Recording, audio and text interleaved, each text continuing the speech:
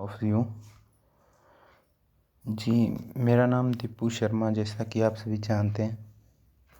ठीक है, अपने आज बात करने के लिए ज़रूरी इसलिए आए हैं जी कि जो आपकी आरआरबी की वैकेंसी थी उसका सही से पता किसी को नहीं था कि विड्रॉल हो गई है या नहीं हुई। विड्रॉल होने का सभी को पता था, लेकिन ऐड के लिए तो अपने किसी स्टूडेंट ने क्या किया था कि उस पर आरटीआई लगाई थी यूपी बैंक पे, बड़ौदा यूपी ग्रामीण बैंक पे, कि सर ये देखिए हमारी सीट जो है वो निकाल ली गई, विड्रॉल कर ली गई है या नहीं। तो उन्होंने आज क्या किया है, उसका रिप्लाई दिया है जो आरटीआई लगाई थी। तो वो कुछ इस तरह से आया है उनका कि हमने आरटीआई लगाई। तो ये है जी सारा। देखिए, इन्होंने क्या किया था कि 28 तारीख को आरटीआई लगाई थी, मतलब 28 तारीख को, 9 महीने मतलब लास्ट मंथ की 28 तारीख को उन्होंने आरटीआई लगाई थी।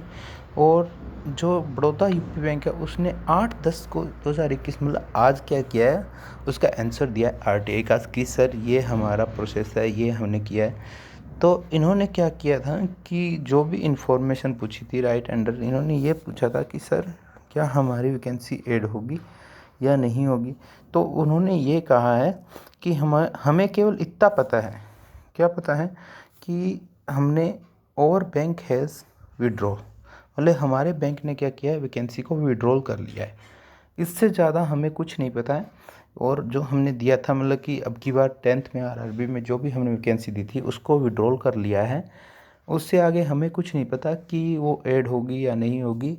और अगर आप फर्दर मतलब इसके आप अगर हमारे इससे सेटिस्फाइड नहीं हो, एग्री नहीं हो, तो क्या कर सकते हो आप, इंफॉर्मेशन जो हमने दी है 30 दिन के अंदर, मतलब ये कॉल लेटर प्राप्त होगा आपको, उसके 30 दिन के अंदर आप हमारे जो अपीलेट अथॉरिटी, मतलब हमारे ऊपर जो बैंक काम करता है उसमें आरटीआई लगा सकते हो। ठीक है, तो ये आपकी आ गई जी आरटीआई की बात। और जनरल मैनेजर जो वहाँ के थे बड़ौदा यूपी बैंक के, आर के गुप्ता श्रीमान जी, उन्होंने ये बताया है जी कि ये हमारा है, जो भी है हमने दिया है, नीचे एड्रेस आ गया। तो मैं मेनली यही कहना चाहूँगा कि लास्ट ईयर भी ऐसा ही हुआ था। मैं बताता हूँ आपको सारा शेड्यूल क्या रहा था। तो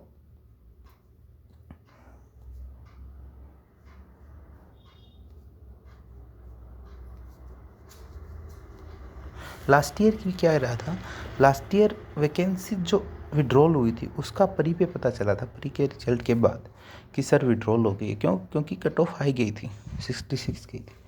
इस साल भी अपने को मतलब 2021 की बात करें तो ये भी अपने को प्री पे पता चला है 60 गई है। सर इतना हार्ड पेपर था फिर भी 60 चली गई।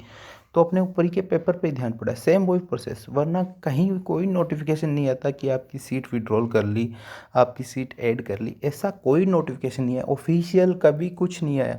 लास्ट ईयर भी ऑफिशियल नहीं आया था। तो अपने देखिए उसके बाद जो आपका मेंस का पेपर था ना, मेंस के पेपर की कट ऑफ अचानक से बहुत गिर गई। तो सभी को पता चला कि हाँ ऐड कर ली है वैकेंसी।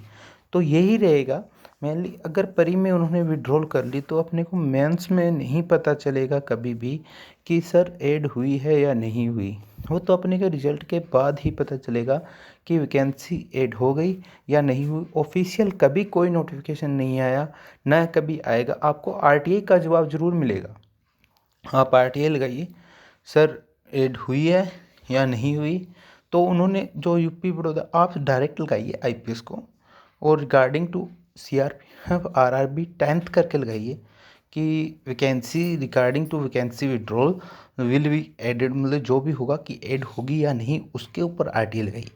आप बैंक के ऊपर आरटीआई लगा रहे हो, बैंक तो यही कहेगा जी कि हमने हाँ विड्रॉल कर ली, हमें ये नहीं पता कि हम ऐड करेंगे या नहीं, क्योंकि हमारा जो ऊपर अथॉरिटी है, जो भी ऊपर बैंक है, उसको हम लगाएंगे। ठीक है, अब चलते हैं अपने अगले पे। तो मेनली तो ये बात थी जी अपनी ऐड और क्या होने की, कि अगर ऐड करेंगे तो वैकेंसी अच्छी है, अगर नहीं करेंगे तो भी क्या है, जो इन्होंने मेहनत किया उनका होगा। ठीक है, बी पॉजिटिव, सब कुछ अच्छा होगा। इस साल कुछ नया देखने को मिलेगा आपको। तो लास्ट ईयर की मैं ये कह रहा था, जो कह रहे हैं ना कि ऑफिशियल नोटिफिकेशन आएगा, ऑफिशियल कभी नहीं आया। लास्ट ईयर भी नहीं आया, 2019 में भी नहीं आया। रिजल्ट पे पता चलेगा कि हाँ विड्रॉल हुई है या ऐड हुई है। जो रिजल्ट आएगा ना आपका उस पर, और रिजल्ट पे ही आरआरबी ने कहा है कि सर जो फाइनल अलॉटमेंट होगी वो आपकी वैकेंसी पे होगी जो उस समय रिक्वायरमेंट में है। तो ये अपने को पता नहीं है कि कौन सी फाइन विड्रॉल करने के बाद है या विड्रॉल से पहले की है।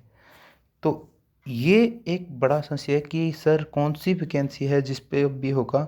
हाल फिलहाल तो अपने ये मान सकते हैं कि जो 31 जनरल की सीट रही है RMGP की, उसी पे वैकेंसी है। मतलब 72 टोटल है, तो वही वैकेंसी है। 100 सीट भूल जाएं एक बार, किसकी, BRKGP की। तो BRKGP और मतलब कि राजस्थान की बात कर रहा हूँ, और गुजरात में 205 सीटें भूल जाएं, 35-30 सीट वो रह गई। और दूसरी यूपी में भूल जाएं अपने 900 समथिंग सीटें, 1000 रह गई। तो ये सीटें बहुत इंपॉर्टेंट हैं। क्यों? क्योंकि इनमें स्टाफ नहीं है भाई साहब, एक बार, ठीक है, स्टाफ की कमी है। हड़ताल पे गए हैं, नाबार्ड के पास इसकी रिपोर्ट है अभी तक। नाबार्ड अपनी जैसे भी रिपोर्ट होगी वो सबमिट करेगा और उसके बाद रिजल्ट आएगा। रिजल्ट आपको नेक्स्ट वीक में देखने को मिल जाएगा, लगभग 16 को रिजल्ट देखने को मिलेगा, किसी का भी आए।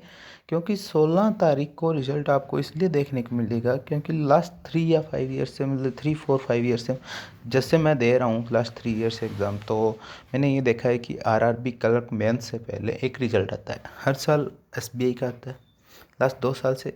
लास्ट 2019 में SBI का, 2018 में SBI का, लास्ट ईयर आपका आया था इसका इंटरव्यू का आ गया था, ठीक है, कि इंटरव्यू कॉल हुई है या नहीं, मेंस का आ गया था।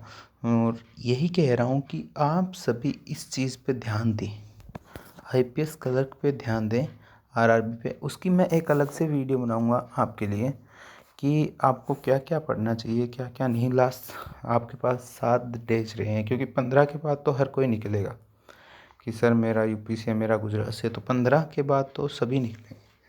15 का दिन तक मैं आपको शाम तक एक वीडियो और अपलोड कर दूंगा जिसमें आप सभी को बता दूंगा कि कैसे कैसे प्रिपरेशन करें। अब क्योंकि मैं 3 बार मेंस दे चुका हूँ इस चीज़ का, तो मुझे पता है कैसा एग्ज़ाम आएगा, क्या कुछ पूछेगा। तो आप टेंशन मत लें कुछ भी, ठीक है। हर चीज़ हो सकती है, सिलेक्शन होगा डेफिनेटली। Thank you. अगर वीडियो अच्छी लगी है तो लाइक करें, कमेंट करें और हमारे चैनल को सब्सक्राइब करें अगर नए हैं, और इसको शेयर करना ना भूलें अगर इन्फॉर्मेशन सही लगी आपको। धन्यवाद, थैंक यू।